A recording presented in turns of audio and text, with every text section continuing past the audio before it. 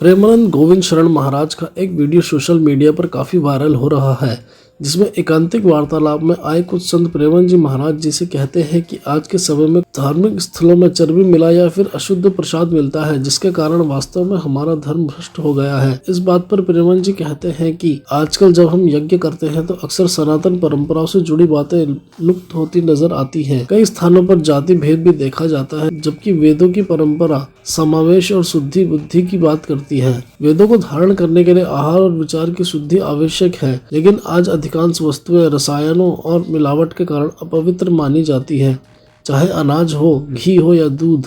यही कारण है कि कई लोग यज्ञ सामग्री की शुद्धता को लेकर चिंतित रहते हैं, लेकिन वास्तव में भाव ही सबसे बड़ा आधार है। यदि हमारे इष्ट के लिए जो भी अर्पित किया गया है वह प्रसाद बनकर वापस आता है तो वह प्रसाद ही माना जाएगा, न कि मात्र लड्डू या कोई अन्य पदार्थ। प्रसाद का सम्मान उसके भाव में है, न कि उसकी सामग्री में। जैसे गोपियों और दुर्वासा ऋषि की कथा बताई जाती है कि महापुरुष भाव से ग्रस्त नहीं होते, वे इच्छा रहित होते हैं। उनका आचरण लोगों के नियमों के ऊपर होता है।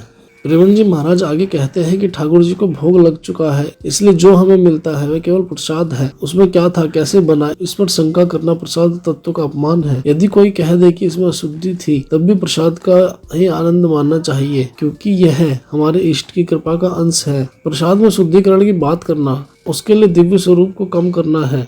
महाराज जी आगे कहते हैं कि सावधानी रखना आवश्यक है, किसी भी प्रकार की मिलावट या धोखे से बचा जाए, क्योंकि यह आस्था और धर्म के प्रति अपराध है। लेकिन जहाँ प्रसाद का भाव है वहाँ भ्रष्ट होने का प्रश्न ही नहीं उठता। प्रसाद में हमारा ध्यान केवल श्रद्धा और भाव पर होना चाहिए, उसी में उसकी संपूर्ण महिमा निहित है।